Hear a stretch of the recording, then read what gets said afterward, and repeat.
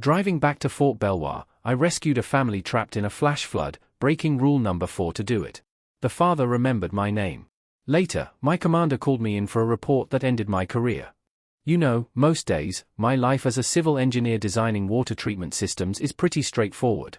Blueprints, flow rates, making sure small towns have clean drinking water, the kind of work nobody thinks about until something goes wrong. But there was this one night, 2 in the morning, a transport route back to Fort Belvoir. It was completely silent, completely safe, just like it should be. I was Lieutenant Millie Evans, driving a 5-ton LMTV, a massive truck, through a Virginia downpour. The windshield wipers squeaked rhythmically, and I was just focused on the road. Then, my headlight swept across the shoulder. My stomach tightened like a rock. There it was, a civilian SUV, flipped on its side, half submerged in black water. A man, soaked to the bone, was desperately waving his hands in the storm. And inside, a woman, clutching a blue-lipped child. The chill running down my spine wasn't from the AC, it was from the operations notebook sitting right there on the passenger seat. Rule number 4. Strictly for bad stopping. My chest constricted. My breathing got rapid. My hands gripped the steering wheel so hard my knuckles turned white. I looked in the rearview mirror at that father's pleading eyes, drilling deep into my soul. If I hit the gas and kept going, they would freeze to death. If I stopped, a 12-year career, everything I'd built, would be wiped out by a brutal disciplinary report. The radio crackled uselessly. I gritted my teeth. And then I slammed the brakes. The 5-ton truck skidded on the soaked asphalt. I couldn't be an emotionless obedience machine. I was Lieutenant Millie Evans, and that night, I accepted trading my rank to fight for the lives of these 3 strangers. Was the price of compassion too high? Sound of hazard lights clicking on, rain effect intensified, I slapped the hazard lights. That amber glow pulsed weakly against the pitch-black Virginia night, barely cutting through the curtain of rain. I kicked the door open, and the wind nearly tore the heavy steel plating right off its hinges, slamming it back towards my face. The rain felt like gravel pellets hitting my exposed skin. I jumped down. Immediately, the freezing mud of the shoulder swallowed my tactical boots, rising past my ankles with a sickening squelch. The water had already risen to the man's waist. He was bashing his bloody elbow against the rear window. My baby is stuck. His scream was swallowed by a crack of thunder that shook the ground beneath my feet. I didn't think about regulation number 4 anymore. Standing there in the deluge, waist deep in freezing sludge, the rule book dissolved. There was only one order left, the one I learned in Sunday school back in the foothills, not in basic training: do not walk on by. I had to drag them out of this death trap before the flash flood took us all. Stand back! I roared over the gale, ripping the crowbar from the side utility mount of the truck. I swung hard. Crack! The rear safety glass shattered, the sound mixing with the terrifying, high-pitched wail of an infant. The woman inside was pale, shock setting in. She was curled around the baby like a human shield, trying to push her last bit of body heat into the child. I waded through the rushing current, the water tugging at my legs like invisible hands. My fingers were numb, clumsy blocks of ice, as I hooked the heavy steel tow chains onto the sub's undercarriage frame. Click. Lock. This wasn't a drill at the motor pool. This was life or death. I signaled the man to hold on tight, then scrambled back up into the LMTV's high cab. I threw it into low gear. Come on, big girl, I whispered to the engine. I eased off the clutch. The massive tires spun in the mud for a heart-stopping second, spewing sludge before they bit into the asphalt. The truck groaned, the chain pulled taut, and slowly, agonizingly, the SUV slid out of the grave and onto the shoulder. Music shifts to a slightly relieved, but still tense tone. We didn't speak much on the ride. I couldn't take them to the base. The MPs at the gate would arrest me on the spot for unauthorized civilians. We found a Motel 6 about 15 miles off route, the vacancy sign flickering like a beacon in the storm. I helped them check in. It was a cheap place, smelling of stale smoke and bleach, but it was dry. Once they were safe in the room, I turned to leave. The father, still shivering violently under a thin motel towel, reached out and grabbed my wrist. His eyes dropped to the name tag on my soaked uniform. Evans. He stared at it like he was memorizing a scripture. You don't know what you just did, Lieutenant, he rasped, his voice breaking. You saved my whole world. I forced a smile, but it felt crooked on my frozen face. Just keep that baby warm. That's your only mission now. The walk back to the truck felt like the longest mile I'd ever walked. The cabin was empty now, silent, except for the drumming rain. It smelled of wet canvas, mud, and the metallic tang of adrenaline fading away. I sat there for a moment, my hands shaking uncontrollably now that the crisis was over. I checked the dashboard clock. 0430, I was 2 hours behind schedule. The military GPS system, the Blue Force Tracker, didn't lie. It had logged every second of my unauthorized stop, every mile of my detour. It was all there in digital red ink. I knew exactly what was waiting for me at the gates of Fort Belvoir. It wouldn't be a commendation. It wouldn't be a medal. It would be Colonel Briggs. I could almost see him sitting in his office, sipping his Starbucks, waiting to tear me apart. I felt a sudden, crushing weight of loneliness in that cab. I needed to believe that somewhere outside of this army base, people still understood that human life comes before a rulebook. I started the engine, swallowing the bitter taste of bile in my throat. I had just played the Good Samaritan, just like the Bible said. But in the eyes of the US Army, I had just become a deserter. I put the truck in gear and headed towards my execution. Music becomes more ominous, building tension. At 0600, the fist pounding on the door of my transient quarters wasn't a wake-up call. It was a summons. I hadn't even had time to peel off my soaked uniform or scrub the Virginia clay from my skin. 2 military police officers stood in the hallway. Their faces were stone cold. "Colonel Briggs wants to see you, Lieutenant." Now. They marched me across the base like a criminal. I was still wearing the evidence of my crime. My tactical pants were heavy with dried mud, my boots squelched with every step, my hair was plastered to my skull. We walked into the administration building, a glass and steel fortress that hummed with efficiency. The transition was brutal. Outside, the world was wet and chaotic. Inside Colonel Briggs's office, it was a climate-controlled sanctuary. The AC was set to a crisp 68 degrees, humming softly. The room smelled expensive, not like the motor pool's burnt coffee, but like a fresh brew from a high-end machine. A Starbucks cup sat steaming on the corner of his mahogany desk, the mermaid logo mocking my exhaustion. Colonel Briggs didn't look up when I entered. He was reviewing a file, his reading glasses perched on the end of his nose. He didn't tell me to stand at ease. He left me standing at the position of attention, rigid, just inside the door. 5 minutes passed, then 10. The silence was a weapon. I started to shiver, the freezing AC cutting through my damp layers. A drop of muddy water fell from the hem of my jacket and landed on his pristine beige carpet with a soft blip. Then another. Blip. I was staining his sanctuary, and I knew he was letting it happen on purpose. A silent humiliation before the storm. Finally, 15 minutes in, Briggs took off his glasses. He looked at the puddle forming around my boots, then up at my face. His eyes were devoid of humanity. He looked at me the way one looks at a cockroach that has scurried into a clean kitchen. "Lieutenant Evans," he said, his voice quiet, but sharp enough to cut glass. "Do you labor under the delusion that the United States Army provides you with a $500,000 light-medium tactical vehicle so you can operate it as your personal Uber?" I swallowed hard, my throat dry. "Sir, there was a civilian vehicle overturned. A flash flood. There was an infant, blue in the face. They were dying." Bam! Briggs slammed his open palm on the desk. The sound cracked through the room like a pistol shot. I flinched instinctively. "I don't care if it was the President of the United States." Briggs roared, standing up. "Procedure is procedure. You deviated 15 miles off your logged route. You put sensitive military cargo at risk because of some bleeding heart impulse." He walked around the desk, circling me like a shark. He stopped right next to my ear. I could smell his cologne, clean, expensive, overpowering the smell of swamp mud on me. "You know, Evans," he whispered, his voice dripping with venom. "I have always said that females have no place in tactical transport. You are a liability. You see a few tears and you forget your discipline. It's biology. You can't help your weak, emotional nature." The insult hit me harder than the cold. He wasn't just attacking my decision, he was attacking my existence in this uniform. He was reducing 12 years of a perfect service record down to my gender. "You want to play Mother Teresa?" he sneered, stepping back to look me up and down with disgust. "Fine. But don't do it while wearing that flag on your shoulder. You are defiling it with your incompetence."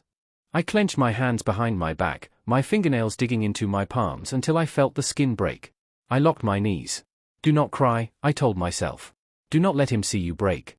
I would not give him that satisfaction. Briggs walked back to his desk and pulled a single sheet of paper from a folder. The header read, "General Officer Memorandum of Reprimand." In the military, this is a career death sentence. It stays in your permanent file forever. It screams failure to every promotion board. "Sign this," he said, his voice bored now, the rage replaced by bureaucratic coldness. "As of this morning, you are stripped of your convoy command. Your driving privileges are revoked." He picked up a pen, a sleek silver thing, and tossed it at me. He didn't hand it to me. He tossed it. It hit my chest and clattered to the floor, landing right in the middle of the dirty puddle of water dripping from my clothes. "From tomorrow, you will report to basement level, warehouse B," Briggs said, picking up his coffee and taking a slow, deliberate sip. Your new duty is inventory. We have a backlog of toilet paper and socks that need counting. Stay out of my sight until I decide if I'm going to kick you out of my army entirely. I looked down at the pen lying in the mud. I had saved 3 lives last night. A father, a mother, and a baby. They were alive right now because of me, and this was my reward. Slowly, painfully, I bent down. My stiff joints cracked. I picked up the wet pen, the mud smearing onto my fingers. I placed the paper on the corner of his desk, trying not to drip on the wood, and signed my name. My hand shook so badly the signature looked like a jagged scar. Millie Evans. I wasn't just signing a reprimand. I was signing away my dignity. I placed the pen back on the desk. Briggs didn't even look up. He had already moved on to the next file, erasing me from his world as if I were nothing more than a stain on his carpet. Music shifts to a desolate, echoing sound. Warehouse B was located 3 stories underground. A concrete bunker where the sun never rose and the air always smelled of stale cardboard and damp cement. It was a tomb for careers, and now it was my office. For 12 years, my hands had commanded the steering wheels of massive tactical vehicles, feeling the raw power of diesel engines vibrating through my bones. Now, my weapon of choice was a plastic barcode scanner that cost $20 at Office Depot. Beep. 200 pairs of wool socks, size large, I muttered to the empty aisle. My voice sounded hollow, bouncing off the metal shelves that stretched up to the flickering fluorescent lights. Beep. 500 rolls of single-ply toilet paper. Every beep was a reminder of how far I had fallen. Colonel Briggs knew exactly what he was doing. He didn't just want to punish me. He wanted to break me. He wanted to bore me into submission until I voluntarily signed my own discharge papers just to escape the silence. I felt less like a soldier and more like a malfunctioning robot that had been tossed into the scrap heap. By 1200 hours, the silence was deafening. I needed to see human faces, even if they were hostile. I clocked out and headed up to the mess hall. The cafeteria was loud, a chaotic symphony of clattering trays and soldiers shouting over one another. But the moment I stepped into the serving line, the volume dropped. It wasn't total silence, but it was the kind of sudden hush that hits you in the gut. Heads turned. Whispers rippled through the room like a contagion. I kept my eyes on my tray, loading it with a dry hamburger patty and a scoop of corn. I walked towards the back corner, looking for an empty table in the shadows. I almost made it. Heads up! A shoulder slammed into mine, hard enough to make me stumble. My tray tilted, sending the plastic cup of water splashing over my hand. I regained my balance and looked up into the grinning face of Lieutenant Miller. Miller had always been a yes man, the kind of officer who polished his boots more often than he trained his platoon. He loomed over me, playing to the audience. "Whoa there, Evans," he boomed, his voice carrying across the silent room. "Watch where you're walking. I heard you're trying to win a Nobel Peace Prize with Army equipment now. Next time you want to play superhero on the taxpayer's dime, maybe ask permission first." A cruel ripple of laughter broke out from the table behind him. "We don't want to have to clean up your mess again," Miller sneered, leaning in close. "Stick to the toilet paper inventory. It suits you." I didn't say a word. I couldn't. If I spoke, I would scream. I just lowered my head, walked to the corner table, and sat down. The hamburger tasted like sawdust.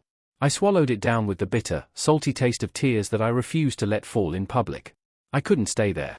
I dumped my tray and slipped out the back exit, finding refuge near the old payphone bank behind the kitchen. It was a relic, rarely used now that everyone had smartphones, but it offered a shred of privacy. I dialed the number I knew by heart.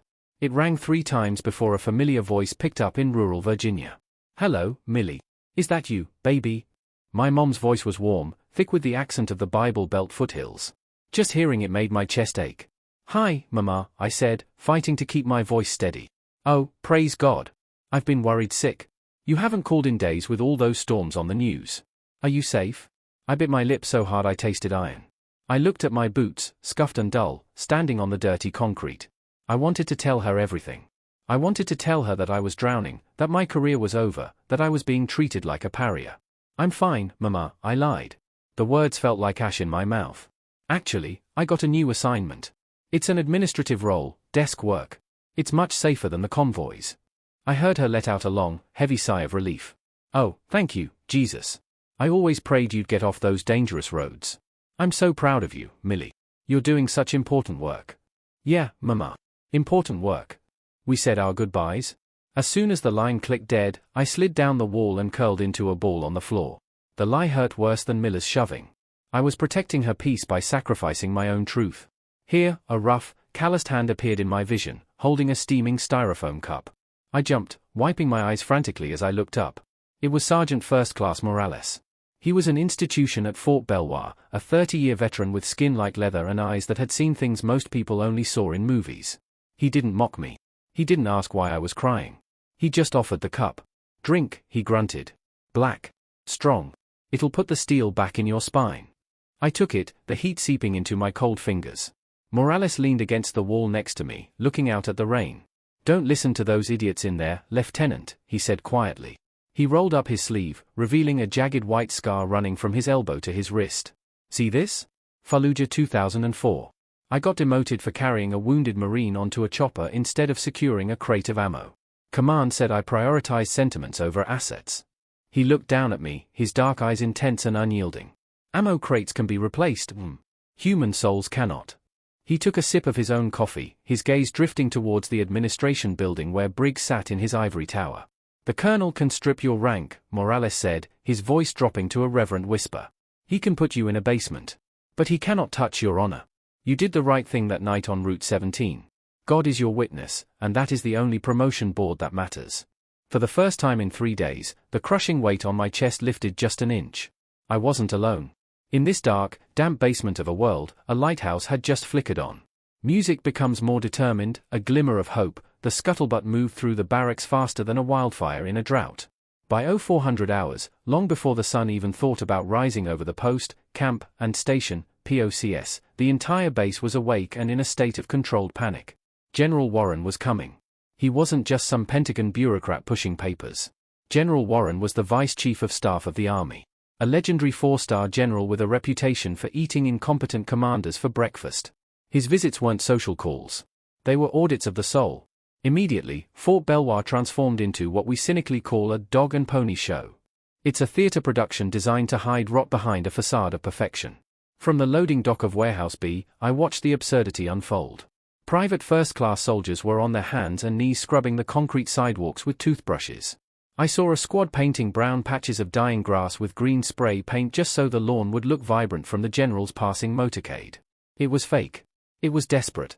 And down in my basement exile, counting socks, I hoped that the storm would stay up there on the surface and leave me alone. I was wrong. At 1000 hours, the phone on the concrete wall rang. It was the administration building. Colonel Briggs wanted to see me again. This time, when I walked into his office, the atmosphere had shifted. The air wasn't charged with the explosive rage from yesterday. It was heavy with cold calculation. Briggs was standing by the window, watching the manic preparations outside. He turned around and for the first time, he smiled. It wasn't a warm smile.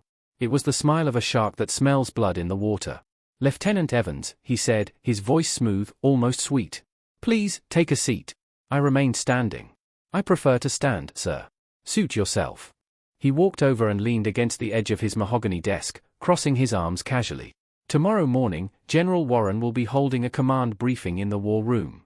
He wants a full report on incident rates and logistical anomalies." He paused, studying my face like he was reading a map. "I have an opportunity for you, Millie. A chance at redemption." My stomach turned. He never used my first name. "I want you to present the incident from the other night," he continued. "But we need to frame it correctly. You will stand up there and you will tell the general that you had a lapse in judgment. You acted on emotion, panicked, and deviated from the route due to inexperience."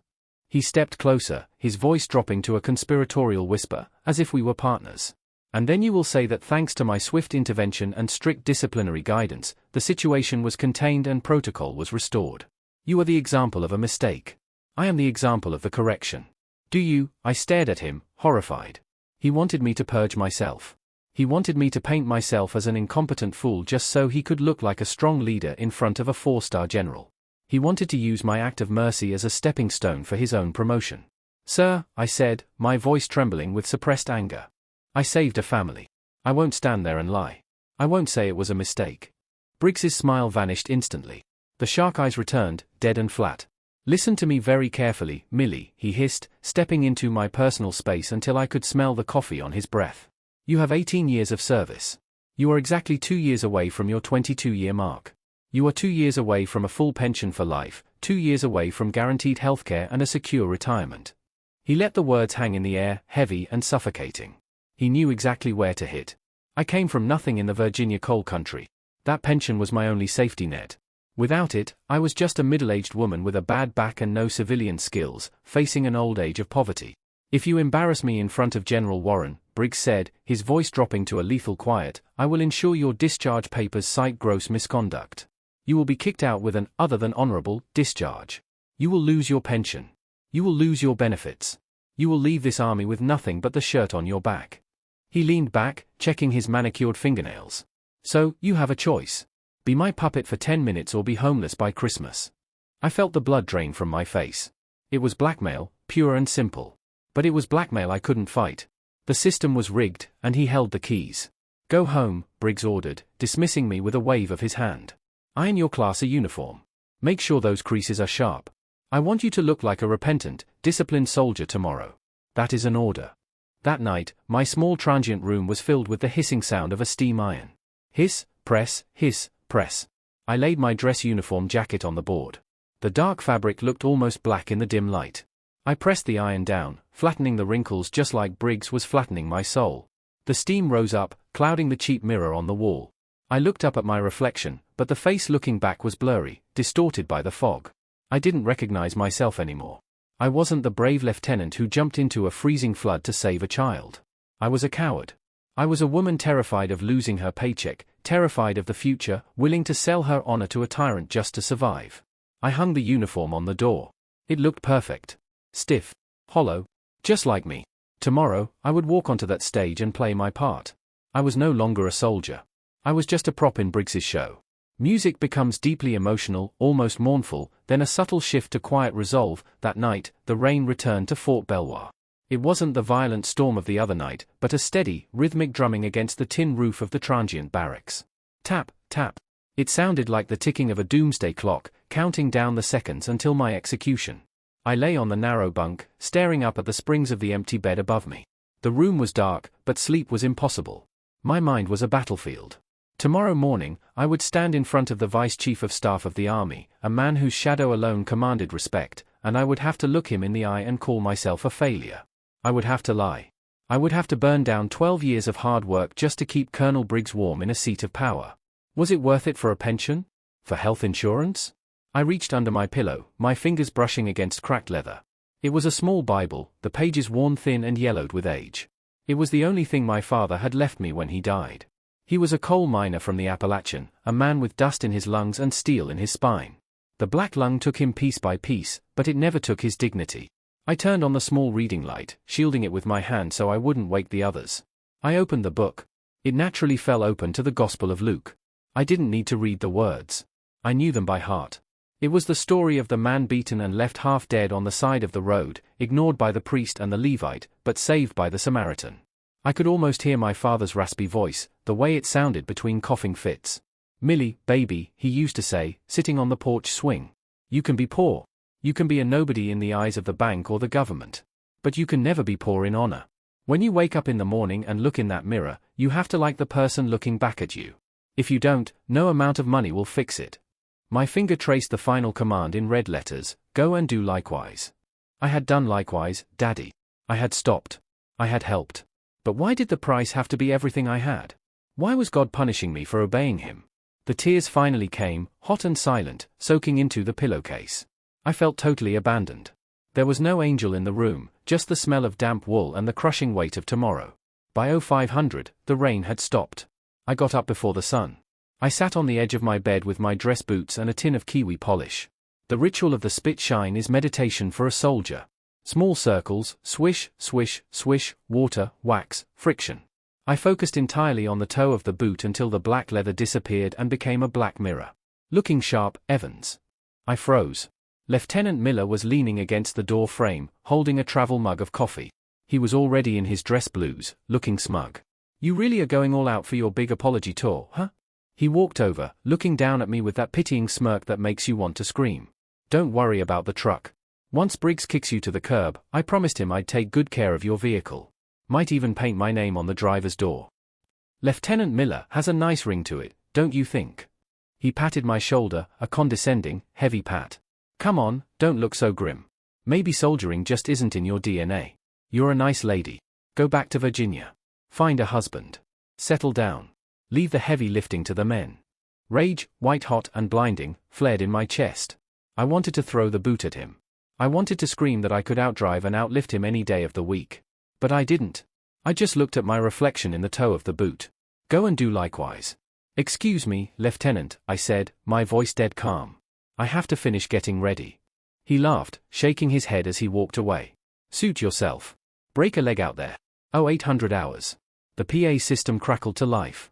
Attention on deck. General Warren's motorcade has passed the main gate. This was it. I stood up and walked to the mirror. I adjusted my tie, tightening the knot until it felt like a noose. I smoothed the jacket of my Class A uniform. The woman in the mirror looked tired. Her eyes were rimmed with red, her cheeks hollow. But the uniform was perfect. Sharp creases, shiny brass. I took a deep breath, inhaling the smell of boot polish and the damp earth outside. I didn't know what was going to happen in that war room. I could lose my pension. I could lose my career. I could end up scanning groceries at Walmart for the rest of my life. But as I pushed open the heavy metal door of the barracks, something shifted. The storm had broken. The morning sun was cutting through the clouds, hitting the wet pavement and making it shine like diamonds. The light hit my face, warm and blinding. I blinked, and in that split second, the fear evaporated. It was replaced by a strange, cold clarity. I wasn't Briggs's puppet. I wasn't a female liability. I was the daughter of a coal miner who died with his soul intact. I was Lieutenant Millie Evans. I squared my shoulders, lifted my chin, and stepped out into the light. I was ready to face the fire. Music becomes tense, building to a climax. The war room was colder than a meat locker. I don't know if they kept the thermostat at 60 degrees to keep the servers from overheating or to keep the officers awake, but the chill cut right through my dress uniform. It was a sterile, windowless chamber dominated by a massive, polished mahogany table. At the far end, flanking a large projection screen, stood the American flag and the Army flag, their gold tassels still and heavy. At the head of the table sat General Warren. I had seen him on CNN and in official portraits, but seeing him in person was different. He didn't look like a movie general. He wasn't barking orders or chomping on a cigar. He was small, almost unassuming, with grey hair cropped close to his scalp. But the 4 silver stars on each of his shoulders caught the fluorescent light with a terrifying brilliance. He radiated a quiet, absolute authority that made the air in the room feel thin. Around the table sat his staff, bird colonels and majors with clipboards, sitting frozen like statues. No one spoke, no one moved. The only sound was the hum of the projector fan and the turning of pages as General Warren silently reviewed the briefing packet.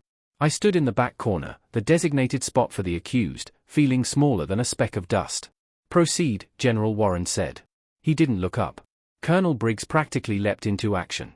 He strode to the front of the room, clicking a laser pointer with the confidence of a man who believes his own hype.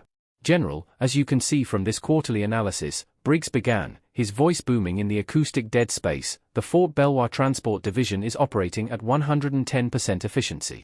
Our maintenance cycles are ahead of schedule, and our disciplinary rates are at historic lows. He clicked through slides of colorful pie charts and graphs.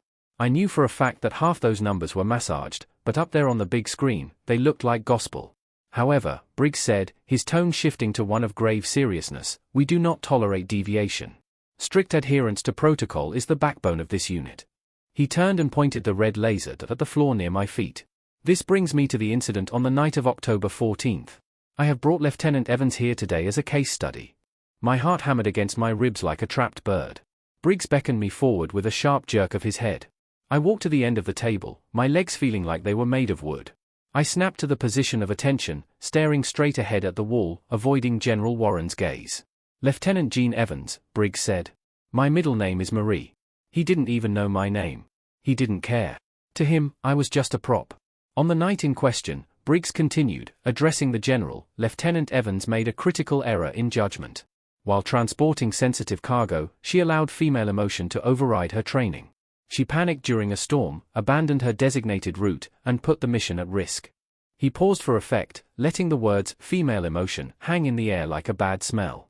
It was a stupid mistake, Briggs said, using the word stupid right in front of the Vice Chief of Staff, a lapse caused by inexperience and a lack of fortitude. However, thanks to my immediate intervention and the issuance of a General Officer Memorandum of Reprimand, the situation was contained. Lieutenant Evans has accepted full responsibility and understands that her career is now under review. Briggs turned to me, his eyes bored into mine. I could see the threat written clearly in his gaze. Say it. Admit you were stupid. Save your pension. Lieutenant, Briggs barked.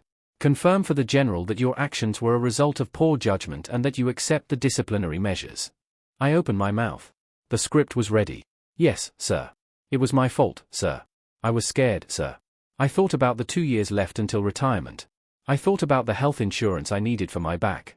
I thought about being homeless at 40. The fear was a physical weight pressing down on my lungs, suffocating me. In that moment, standing between a lie that would save me and a truth that could destroy me, I felt paralyzed. The room started to spin. I felt totally alone against a giant. I took a breath, but the words wouldn't come out. My throat had closed up. Wait. The single word cut through the tension like a knife. It wasn't loud, but it stopped the world. General Warren hadn't moved. He was still looking down at the file, but now, slowly, he closed the folder. He took off his reading glasses and set them on the mahogany table with a deliberate click. Then he looked up. He didn't look at Colonel Briggs. He looked past him, straight at me. His eyes were still grey, sharp, and piercing, but they didn't hold the anger I expected. They were searching. It was a look of intense, almost unnerving recognition. Lieutenant Evans, the general said. His voice was quiet, but it carried a weight that made the hair on my arm stand up. Ignore the colonel's flowery language for a moment. He pushed the Gilmore paperwork, the career death sentence I had signed, to the side as if it were trash. I want to hear it from you, Warren said directly. What exactly did you do at 0200 hours on October 14th on Route 17? Briggs turned pale. He stepped forward, trying to block the general's view of me. General, she is confused. She has already admitted. General Warren didn't even turn his head. He simply raised one hand, palm out, silencing Briggs instantly. I am asking your soldier, Colonel, Warren said, his voice dropping an octave. Deadly and cold. Not you. He locked eyes with me again, waiting. The silence in the room was deafening. The charade was cracking, and I was the only one holding the hammer. I swallowed hard, the sound loud in my own ears. My heart was hammering against my ribs so violently I thought everyone in the silent war room could hear it. Briggs was staring at me, his eyes wide and threatening, silently screaming at me to stick to the script. Say it. Say you were stupid. Save your pension. But I couldn't do it. Standing there under the glare of the Vice Chief of Staff, I realized that if I was going to lose my career today, I wasn't going to lose my soul with it. General, I said. My voice shook, but the words were clear. I did stop my vehicle, unauthorized. Briggs nodded slightly, a smirk tugging at the corner of his mouth. He thought I was folding.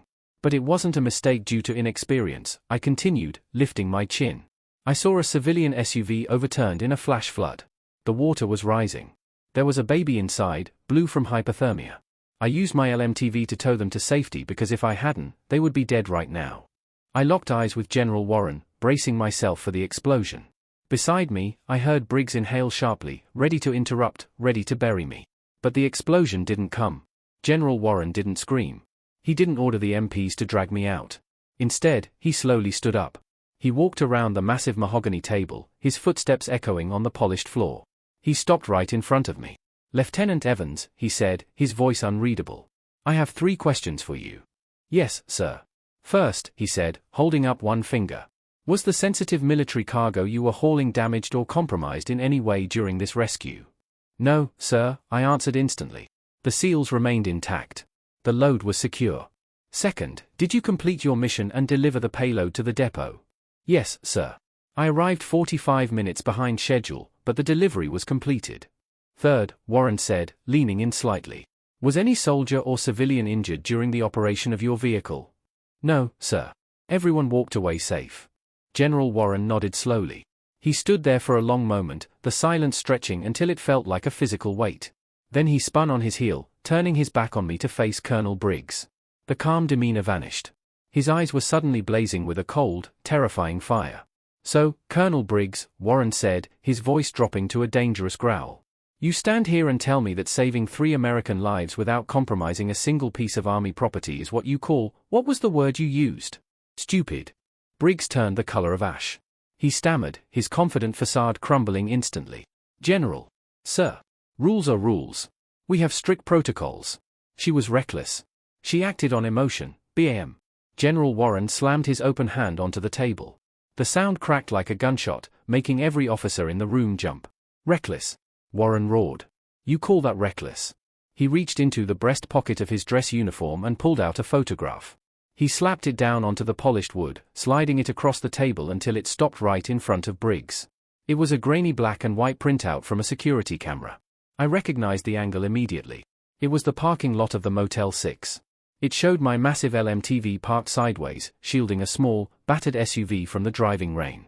I received a phone call at 0300 that night, General Warren said, his voice trembling with an emotion that wasn't anger anymore. From a man who thought he was going to die in a ditch. He told me that a soldier stopped when no one else would.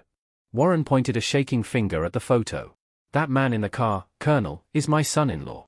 The woman holding the baby is my daughter, Sarah. A collective gasp went through the room. The air seemed to be sucked out of the space. General Warren took a step closer to Briggs, his voice cracking. And that blue-lipped infant, the one you said Lieutenant Evans was stupid to save? That is my only grandson. The silence that followed was absolute. Colonel Briggs looked like he had been punched in the gut. His mouth opened and closed like a fish out of water, but no sound came out. His hands were shaking so badly that the silver pen he was holding, the same laser pointer he had used to mock me, slipped from his sweaty fingers. It clattered loudly onto the floor, rolling away under the table. He looked at me, then at the general, terror flooding his eyes as the realization hit him. He hadn't just disciplined a soldier. He had tried to destroy the woman who saved his boss's family. General Warren turned away from Briggs as if he didn't exist. He walked back to me.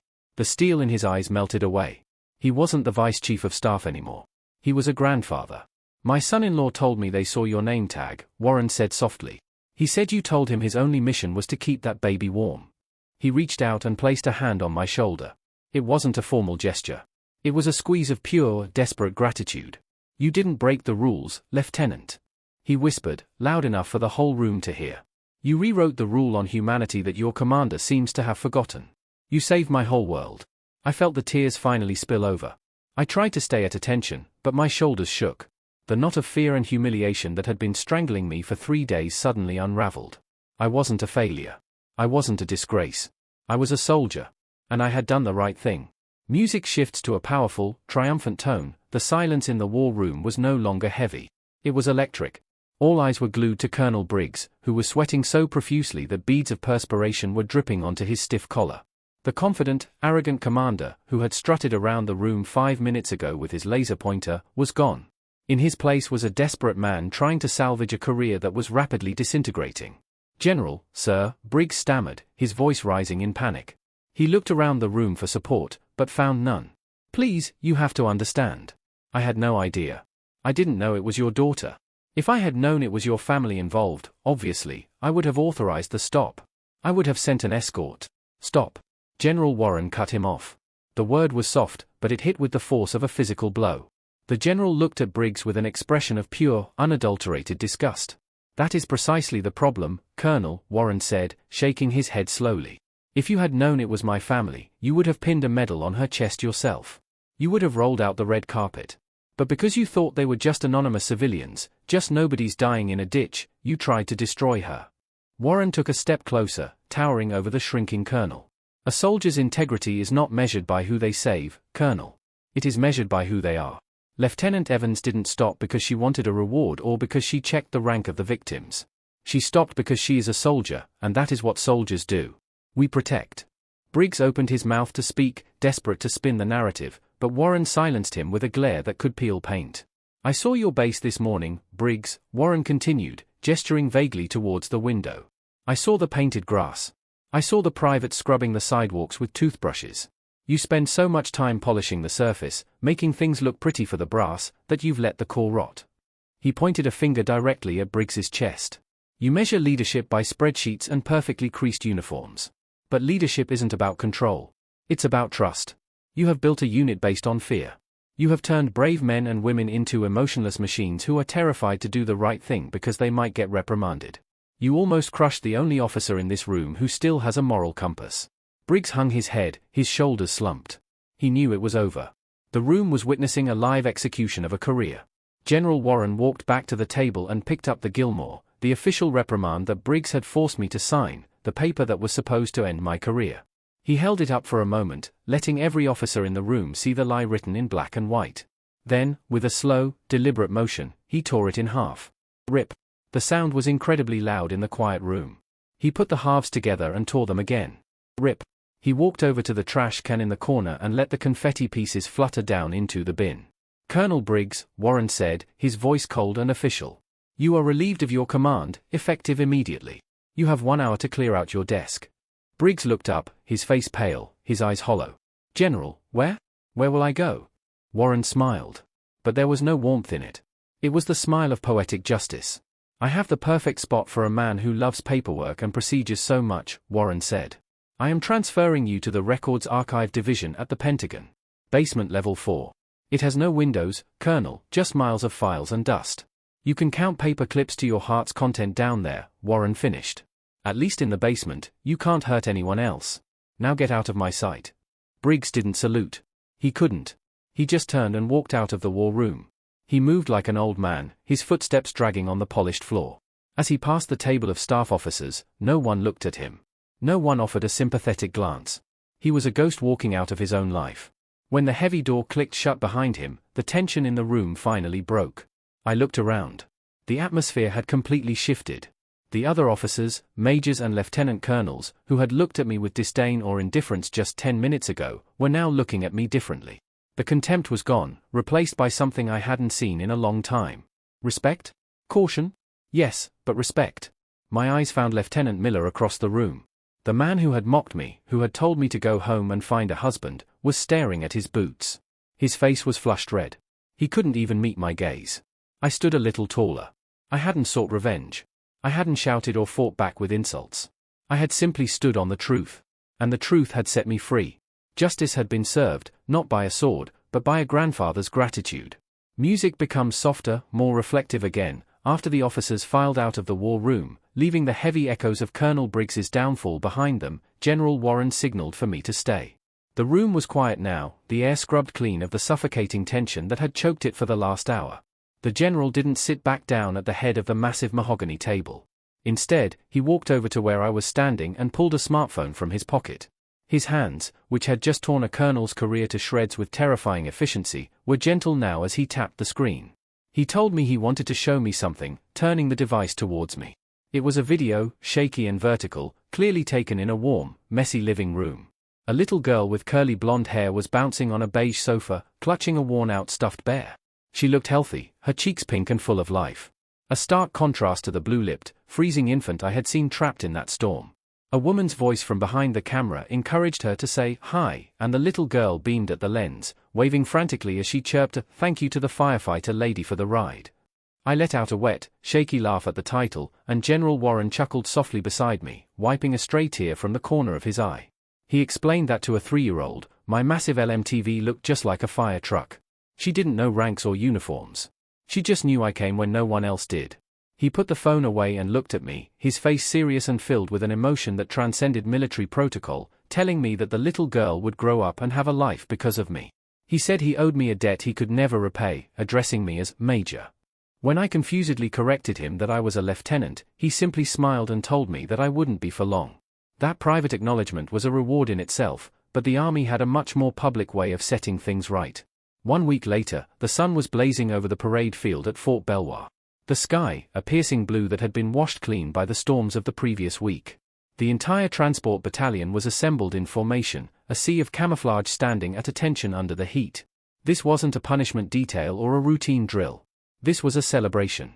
The PA system crackled to life, echoing across the manicured grass, calling for attention to orders. I marched out to the center of the field, my freshly shined boots crunching rhythmically on the gravel. I stood before General Warren, who was flanked by the American flag and the battalion colors snapping in the breeze. Usually, an officer climbs the career ladder one painful rung at a time, moving from lieutenant to captain and then eventually to major. But today, the army was making a rare exception for exceptional valor and leadership. General Warren stepped forward and removed the single silver bar from my chest, the rank of first lieutenant. In its place, he pinned on a gold oak leaf. I had skipped an entire rank, going from a junior officer to a field-grade commander in a single heartbeat. His voice boomed over the loudspeakers as he appointed Major Millie Evans as the new battalion commander of the Tactical Transport Division. Leaning in close as he adjusted the collar of my uniform, he told me quietly that he didn't want another Briggs running this unit. He wanted someone who knew that people mattered more than paperwork, and he wanted my conscience to lead the battalion. However, the promotion wasn't the most significant news of the day. Before dismissing the troops, General Warren announced a new standing order, effective immediately across all Army commands. It was officially titled Regulation 19 Alpha C, but everyone on base was already calling it by its real name, the Samaritan Rule. The rule was simple but revolutionary, stating that any military personnel operating a government vehicle were authorized to deviate from their route and utilize government assets to provide emergency assistance to civilians in life-threatening distress without fear of administrative reprisal. My name wasn't on the document, but as the general read the words, I felt a warmth spread through my chest that had nothing to do with the sun. The terror I had felt that night, the impossible choice between my career and a baby's life, was something no other soldier would ever have to face again. Kindness had finally been codified into law. As the ceremony ended and the formation broke, soldiers came up to shake my hand with genuine respect. I was walking back towards the headquarters when a shadow fell across my path. I stopped to find Lieutenant Miller standing there. He looked different than before. The smug, arrogant sneer was gone, replaced by a look of awkward humility. He was holding his cover in his hands, twisting the fabric nervously as he struggled to speak. He quietly congratulated me and then stumbled through an apology for his past comments about me not belonging and needing to find a husband. He looked down at his boots, admitting he had been a jerk. I looked at him, remembering the rage I felt when he mocked me in the barracks. I could have used my new rank to humiliate him or assigned him to the basement infantry duty. But then I thought of Sergeant Morales and his lesson that human souls cannot be replaced. If I crushed Miller now, I was no better than Briggs. I extended my hand firmly. I told him it was forgotten. And as he took my hand in a firm grip, I gave him a small smile. I ordered him back to work with one piece of advice: never laugh at someone trying to do the right thing, because you never know when you might need a Samaritan yourself. Miller nodded, and for the first time, the salute he gave me was genuine. I watched him walk away, then turn towards the motor pool with a full heart. I had a battalion to run, and for the first time in my life, I truly felt like I was exactly where I belonged. Music becomes hopeful, yet grounded and reflective. 1 year had passed since the storm that changed everything, and the seasons in Virginia had turned a full circle. The dogwood trees outside the administration building were shedding their leaves, painting the sidewalks in shades of russet and gold. I sat behind the large mahogany desk, the same desk where Colonel Briggs used to sit and clean his fingernails while ignoring his soldiers. But the room felt different now. Under Briggs, this office had been a fortress, sealed tight with blinds drawn, and the air conditioning set to a meat locker chill. Now the windows were cracked open, letting in the crisp autumn breeze and the distant sounds of the motor pool. The expensive espresso machine was gone, replaced by a standard-issue drip coffee maker that gurgled happily in the corner. The pot was always full of hot, cheap coffee, and the door was always open.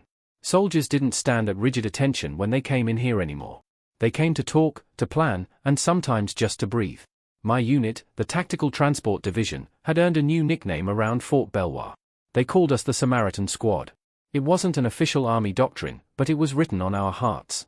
In the last 12 months, my drivers had stopped to assist in over 50 roadside emergencies along the winding back roads of the Blue Ridge foothills. We had pulled cars out of ditches, changed tires for stranded grandmothers, and provided first aid at accident scenes until the paramedics arrived. We proved that you could deliver the Army's cargo on time and still carry hope to the people you swore to protect. I shifted in my chair, picking up a plain white envelope that had arrived in the morning mail. There was no military rank on the return address, just a name and a P.O. box in rural Ohio. It was from the man who had tried to destroy me. I unfolded the letter. The handwriting was familiar, but it looked different, shakier, less aggressive than the sharp signature I remembered on my reprimand. Former Colonel Briggs wasn't sitting in a Pentagon basement anymore. He had retired quietly 6 months ago. Now, he wrote, he was volunteering at a Red Cross distribution center. He described his days not as a commander barking orders, but as a worker moving crates of supplies for disaster relief. He talked about the backaches and the sweat, the physical toll of manual labor that he used to despise, but then came the lines that made me pause. He wrote that for the first time in 20 years, he was sleeping through the night. He admitted that the warehouse work was humbling, but it was honest. He thanked me for teaching him the hardest lesson of his life, that honor isn't something you wear on your shoulder loops. It's something you carry in your chest. He ended the letter asking for forgiveness for the arrogant old fool he used to be. I folded the paper slowly and placed it in my drawer. There was no bitterness left in me, only a quiet sense of peace. Forgiveness, I had learned, was never really for the other person.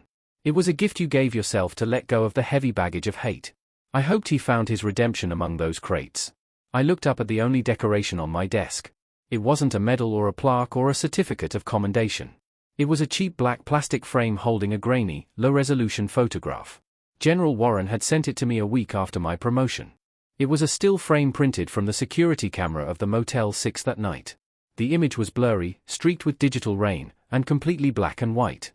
It showed a massive dark shape, my LMTV truck, parked sideways across the frame. Tucked behind it, sheltered from the fury of the storm, was the small, fragile silhouette of the civilian SUV. It wasn't a beautiful picture. To anyone else, it just looked like a traffic jam in a storm. But to me, it was the most beautiful thing I owned. On the back, in his neat cursive script, the general had written, "For the days when the storms return." So you never forget what real courage looks like. I traced the edge of the frame with my thumb.